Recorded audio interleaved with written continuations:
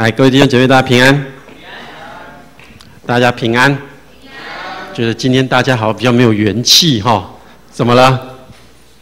好，我们今天要读的呢是约翰一书3章16到24节，请你把圣经拿出来。约翰一书3章16到24节。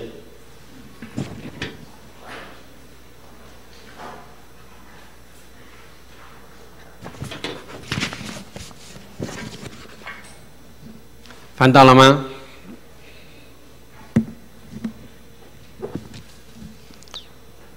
好，只有短短的几节，我们一起同心开口来念。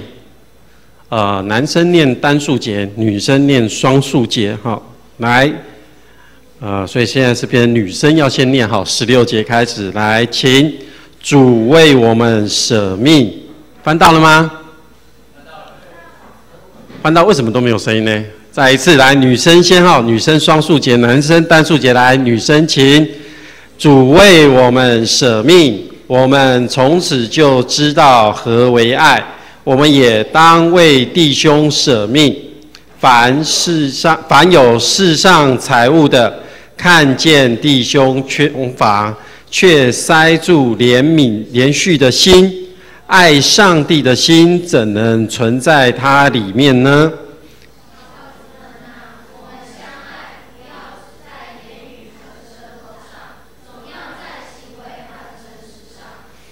从此就知道我们是属真理的，并且我们的心在上帝面前可以安稳。我们的心若责备我们，证明我们的心大，一切是没有不知道的。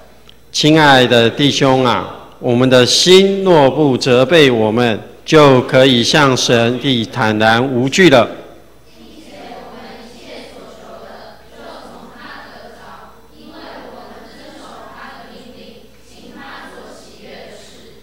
上帝的命令就是叫我们信他儿子耶稣基督的名，并且照他所赐给我们的命令彼此相爱。遵守神命令的，就住在神里面，神也住在他里面。我们所以知道神住在我们里面，是因他所赐给我们的圣灵。好，我们一起来祷告。亲爱的天父上帝，我们感谢你。谢谢你让我们有机会聚集在教会，我们聚集在礼拜堂当中，我们要来敬拜赞美你。求你的圣灵运行在我们当中，使我们明白了解上帝你要给我们传达的这个爱。愿你赐福保守，让我们心打开，让我们知道上帝你是爱我们的。我们将以下的时间交托在主你的手中，求主亲自带领。祷告奉靠主耶稣基督的名，阿们。我们的一生常常在说，我们都在领受一个爱。我们也在我们的一生从小到大，从你出生你就领受到父母的爱，等你渐渐长大，你进到学校，领受到同学之间的爱，等到你年纪再大一点，进入到可能现在可能高中、大学，你开始认识异性朋友，就领受到了男女之爱。这个爱不单单只是一个领受而已，同时也是要付出。那么在这么一个过程里面，你们觉得爱是什么？爱到底是什么？爱是可以计算的吗？它可以计算的吗？爱它是可以测量的吗？那么爱到底是什么？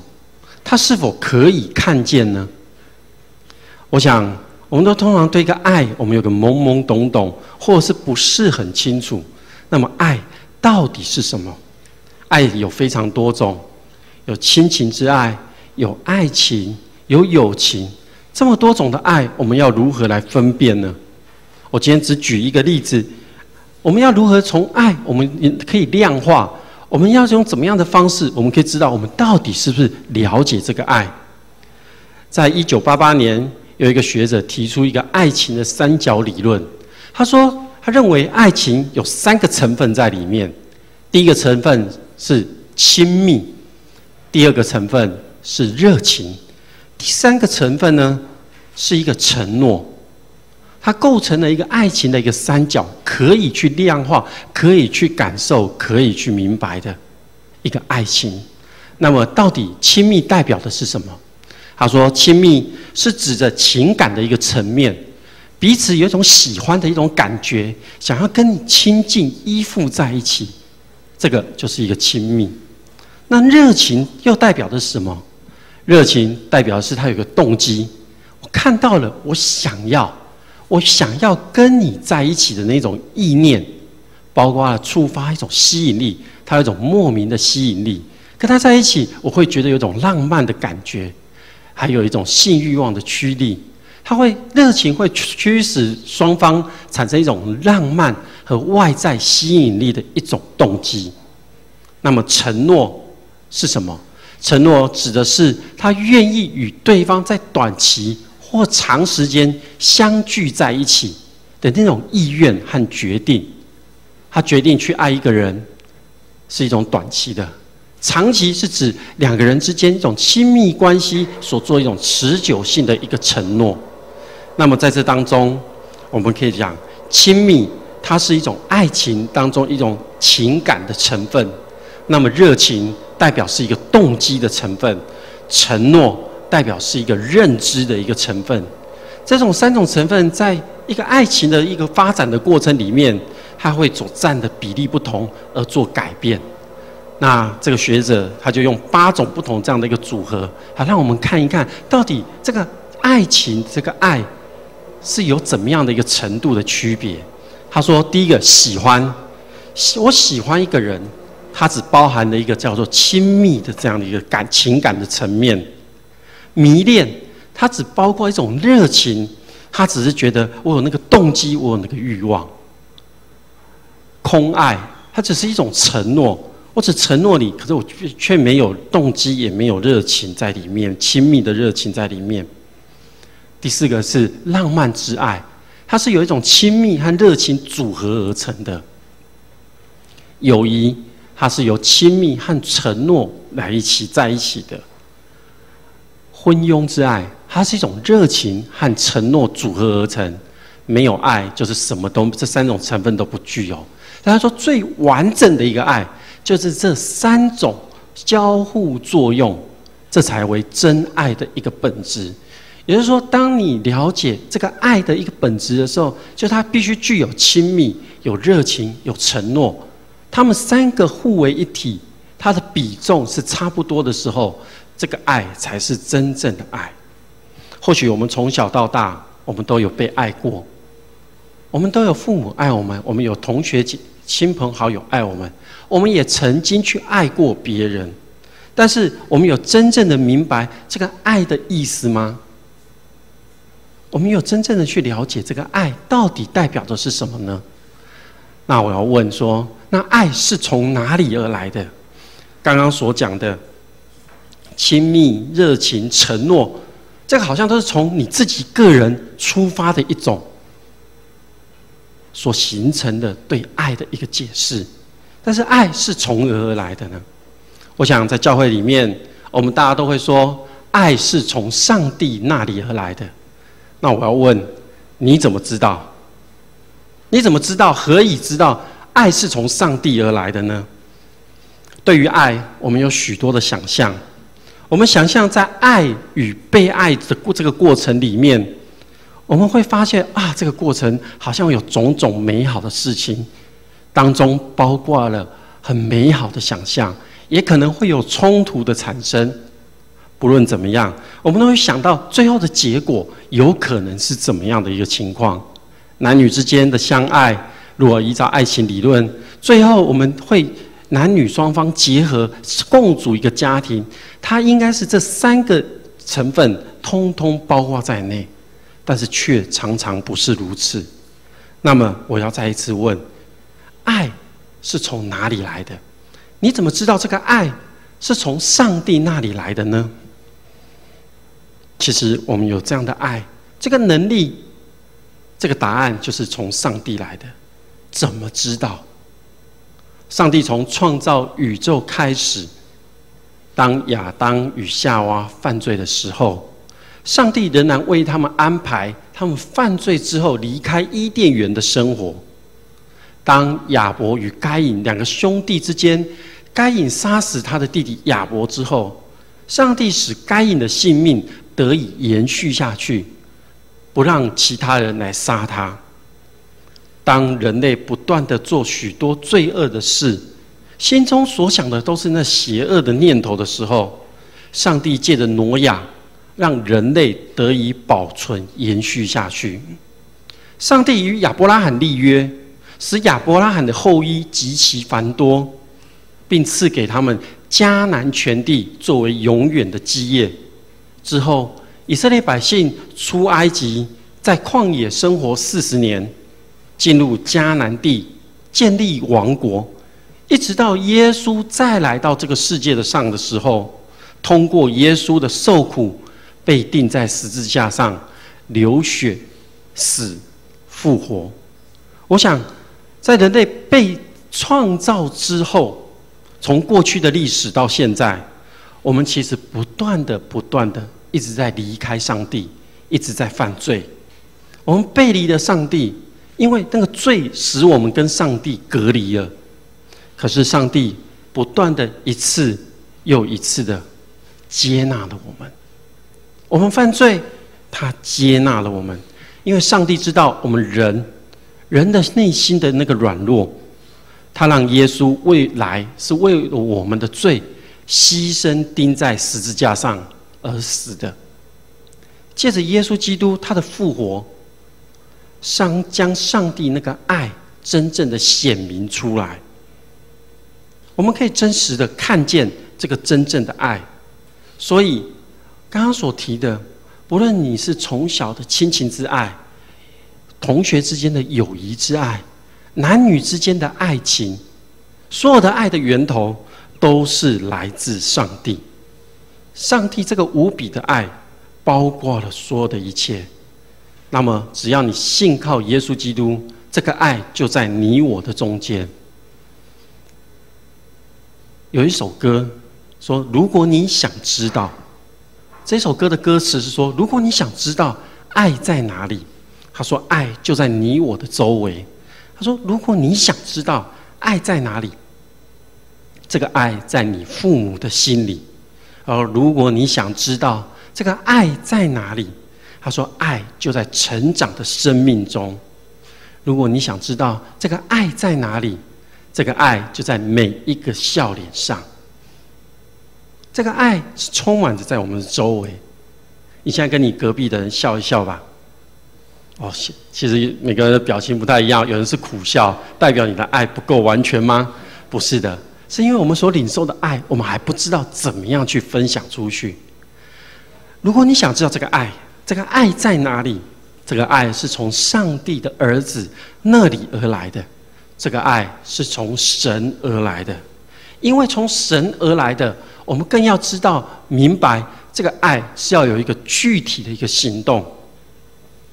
领受别人的爱很容易，我也很喜欢有人来爱我。我们每一个人，在座每一个人都应该很喜欢有人来爱你。当我们知道有人来爱我的时候，我会非常的高兴，非常的开心。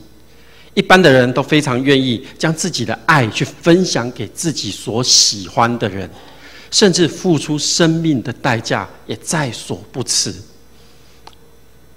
在大约20年前，1992年，发生一件新闻，一个社会上的事件，就是台北市的一个健康幼稚园。我想20年前，1992年，可能在座很多人都还没出生。在那个时候，这个健康幼稚园他们要举办一个户外教学，他们就学生就坐了一台游览车，跟老师来到了六福村去做户外教学。可是在这个路途上，却发生了这个游览车火烧车的事件。在火烧车的那个当下，有的孩子很快的就离开这个游览车，下去了下面。当中有一位老师叫做林静娟老师。这位老师他自己本身已经带了好几个孩子，已经在游览车外面了。但是他看到游览车上还有许多的孩子在上面，他不顾一切，他上去了，他上去之后，在这个游览车还没有爆炸之前，他总共又将了8个小孩给带离了，或者是把他们送出去了游览车外面。之后游览车爆炸，整个起火燃烧，他来不及离开，跟着一些孩子。最后消防队员他们在清理火场的时候，他们发现这位林静娟老师，她紧紧地抱着4个孩子，用她的身体在保护这4个孩子。她不幸罹难了，4个孩子也无法逃离火场。但是当消防队员那则新闻出来的时候，所有人都感受到这个震撼。他们看见林静娟老师紧紧抱着这4个孩子，他用尽了他最后的力气将这些孩子送走，然后临死前还保护着这些学生。这就是爱的一个表现。对于我们所喜欢的人，我们其实很容易付出爱；对于我们所关心的人，我们很容易去关心他，我们很容易表现出我们对他的一个关怀。可是爱在实践上面，就如果你要去实施这个爱的时候，其实有它的困难度。这个爱是有挑战性的，在于我们想要与人分享这个爱的时候，我们常常会去爱，我们能不能去爱那个我们不认识的人，或者是有需要困苦的人，或是那些我们认为不可爱的人。当我们都领受上帝的爱的时候，我们要回应，我们都说我们会回应上帝说，上帝啊，我要将我所领受的这些与我周遭的人一起来分享。但是此时此刻，你可能会发现你的爱很难给出去。教会有在做一个恩友的关怀事工，恩友是我们给他的一个称呼，因为我们不愿意将一些所谓的游民街友的标签贴在他们身上。因为当讲到街友或游民的时候，我们很容易对他有一个刻板的印象，就是怎么样，他身上的衣服其实不是很干净，他的身上可能有一些味道，他可能睡在公园里面，他可能没有工作，甚至他会带着一堆资源回收的物品。其实在我们生活周遭就有这样的人，教会在服侍他们。尤其到了夏天，最近天气比较热，上礼拜的时候，我就闻到有几位身上有味道，我就想，我该怎么去爱他们？我能靠近他们吗？当这样的人站到你面前的时候，通常我们会有几种反应：第一个，转身离开；第二个，捏着鼻子靠近他，或是停止呼吸。难道我们要去爱他们的时候是这么困难吗？我举恩友是比较极端一点的例子，在你生活当中，是否有一些人你觉得他不可爱，可是上帝却要你去爱他，因为这是一个挑战。当我们领受到上帝的爱的时候，上帝要我们将这个爱分享给人，上帝不会放一个你所喜欢的人在你身边，他会放一些你应该去关怀、你要去分享爱的这些人在你的周围。这就是我们要去付出我们从上帝那边所领受到的爱。上帝是将需要爱的人放在我们周围，让我们去关心、去了解他的需要，用上帝的恩典所赏赐给你的恩典去爱来满足他们。教会的社区事工的意向，就是在坐在最小的弟兄身上，就是坐在主耶稣基督的身上。因着这样的教导，我想我们每个人在面对我们身旁周遭的人，我们所要做的就是实践我们从耶稣那边所领受到的一个爱。这个爱不是一个教条，也不是一个理论，不是我刚刚所提出的那个爱情的三角理论，不是的。爱是要用在于实际行动上来表达的，从你周遭的弟兄姐妹、亲朋好友，从你的邻舍来做起，从你的能力可以的范围这样的开始，即使是很微小，它却是一个爱的行动。这个爱的行动，是因为主耶稣基督牺牲了自己，将我们连结起来。这个连结起来，就是爱的连结的一个关键。在约翰的书信里面，我们今天读的是约翰一书，在他有约翰一书、二书、三书这些约翰一书、二书、三书里面，它其实都在凸显一个概念，这个概念就是代表着爱。这个爱的一个名词，这个词，在原文里面叫阿嘎贝。阿嘎贝，在书信当中出现了62次。你知道这个字在整本新约圣经里面，它出现了310次。在约翰福音书里面，跟约翰相关的这个书信里面，也不过只出现了63次。在短短的这3封书信，如果你们有机会去读，这3封书信都很短，但是他却把爱一直在强调它的重要性。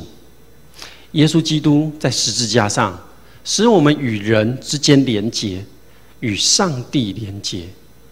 这个中心点就是爱，这个爱是来自于上帝。我们可以说，上帝是爱，上帝他本身就是一个爱，他让他的爱子耶稣的死，透过这样的一个方式来彰显、来显现他对于我们的一个爱。耶稣的死不是为了他自己，他是为了我们人类的益处而献上的一个赎罪祭。我们可以从这个行动当中去看见那种至高无比的爱，并且明白何谓爱。上帝的爱其实是有条件的吗？不，上帝的爱是无条件的。所以对于上帝这样的一个爱，我们要回应他。上帝的这个爱，我们就是要爱上帝。如果用台语来讲会比较清楚，因为在华语里面爱都是表达同样的。上帝的疼，代表着这个疼，代表着是上帝对于我们的，我们就要用爱来回应他。我们要来回应上帝的这个爱，我们要来爱他。人对上帝的爱，其实含有着感恩的意义在里面。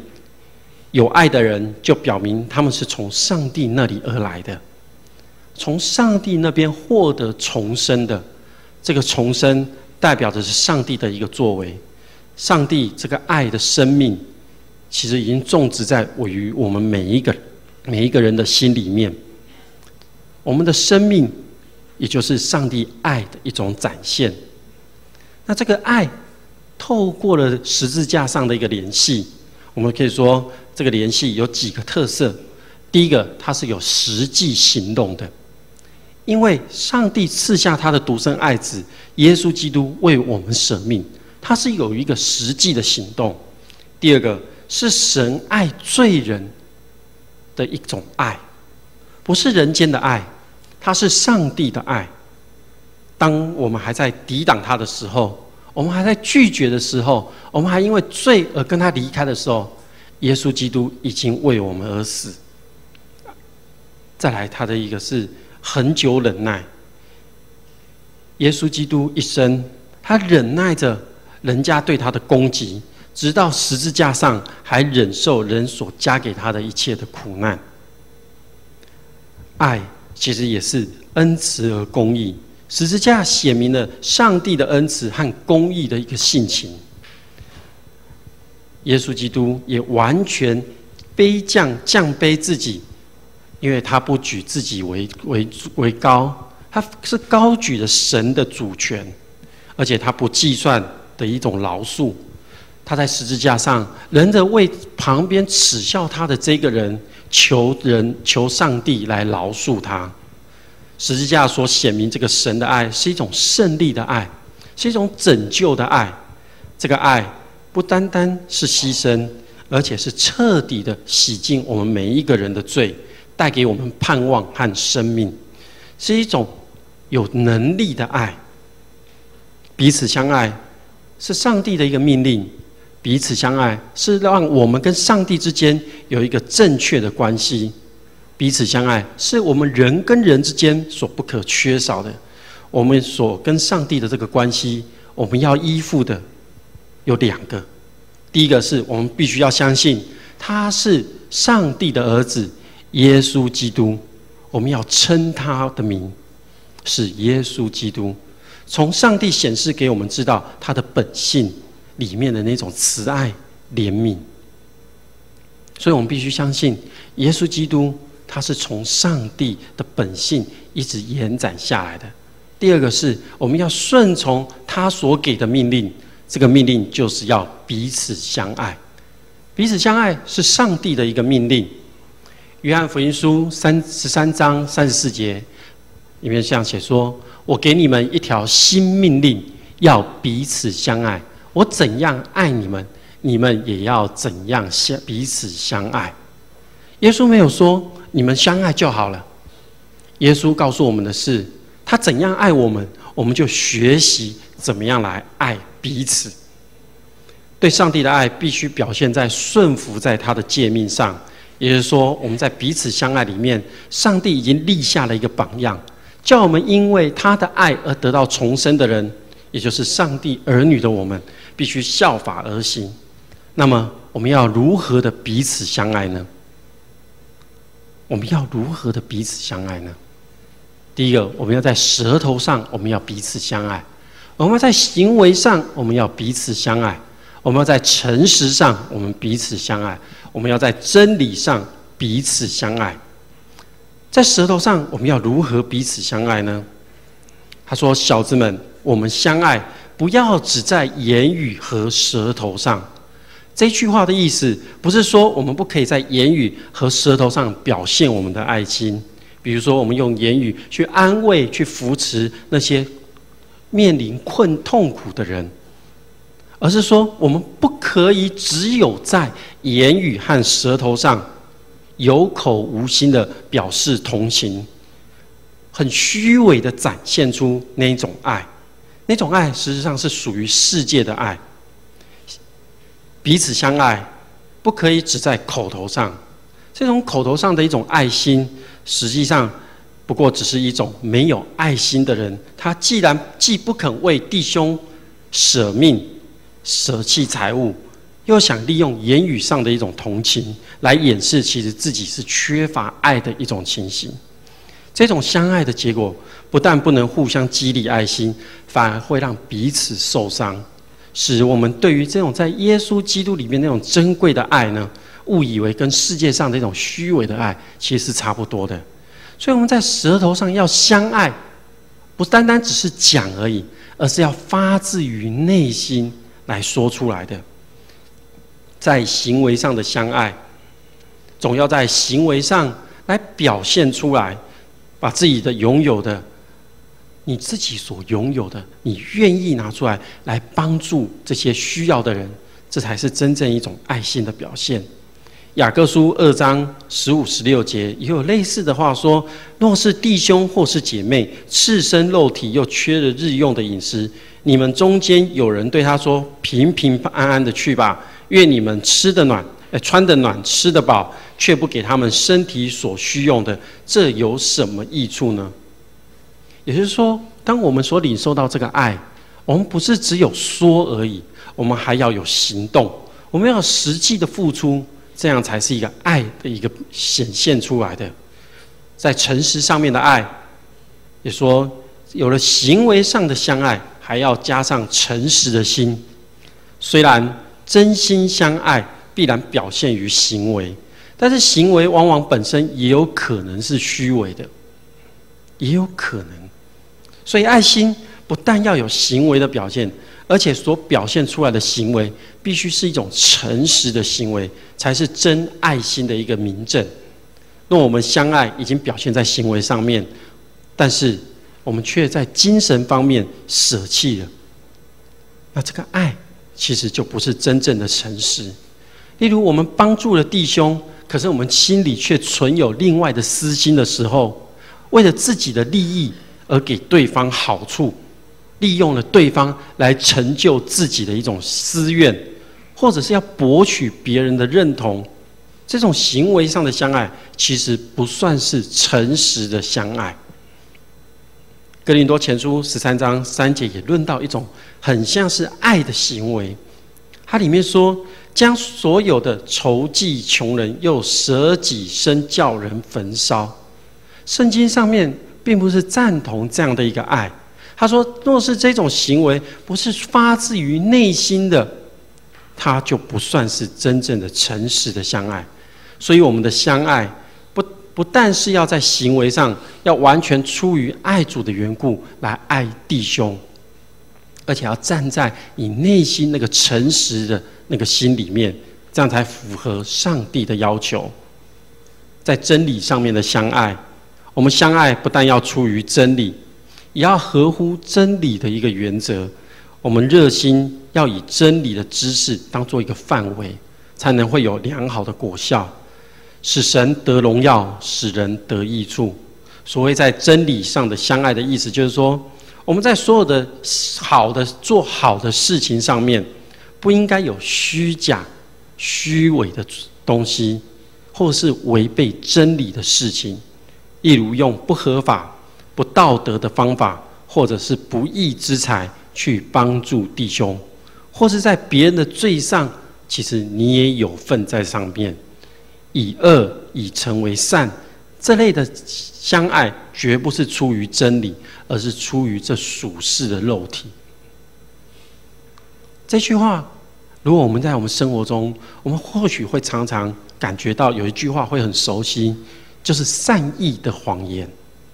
你觉得善意的谎言，它是善意的吗？我们常说，为了某个人好，我们说个善意的谎言。但是谎言本身就是谎言。如果你为了达成某个目的，你却不敢讲真话，而造成了这个事情看起来好像结局美好，但是它却是不合意的，这就不符合真理上的一个教导。第二个是在真理上的相爱，我们不要只单顾身体方面的好处，我们要顾到我们灵性上面的益处。若是我们的爱心只叫对方得到物质上面的益处，其实我们的灵里面会更加的堕落，或更加引起别人的贪心、懒惰或放纵。这样的爱心也不是站在真理上面。有时候我们会看见人的需要，我们会主动的说，你是否需要这个，我们就不断的给他，不断的给他。当该给的时候，旁边的人看到，哇，你好有爱心哦，你给了他这么多，你这么照顾他，是真的吗？真的我们给的是他所需要的吗？在真理的相爱上面，我们要给的是上帝的话语、上帝的教导。因为有爱，这个爱是来自于上帝，这是整本圣经所要传达的一个永恒不变的一个真理。这个爱有时候很难懂，有时候你捉摸不到，但是在整本圣经里面，它所要表达的就是上帝是爱。其实在我们的生活当中，我们到处都充满着这样的一个爱，尤其是当你愿意将你所领受到的这一份爱与别人分享的时候，不论你面对的是哪一种人，是非常弱势的人，是你觉得不可爱的人，不论你面对是谁，请大家记得耶稣所说的，坐在最小的弟兄的身上，就是坐在我的身上。跟你旁边的讲，坐在最小的弟兄身上，就是坐在主耶稣的身上。因为上帝爱我们，上帝称呼我们是他的儿女，所以我们要回复到那起初创造的那种环境里面，就是上帝在创造的时候，他将一切都看为好的那个时候。当我们能够回复到那个时候，当我们能够领受到的时候，这是极大的一个恩典。我们原本是不配得的，但是因着上帝的爱，可以成为领受恩典的人。上帝让人在耶稣基督的里面享有他的爱、怜悯，而且无条件的就可以拥有。所以我们应该用行动来回应这个永恒不变的爱。你要如何来行动？要有一个具体的作为，去爱你的邻舍，这是上帝的命令。我们一起来祷告。亲爱的主耶稣，我们知道你因为爱我们而死。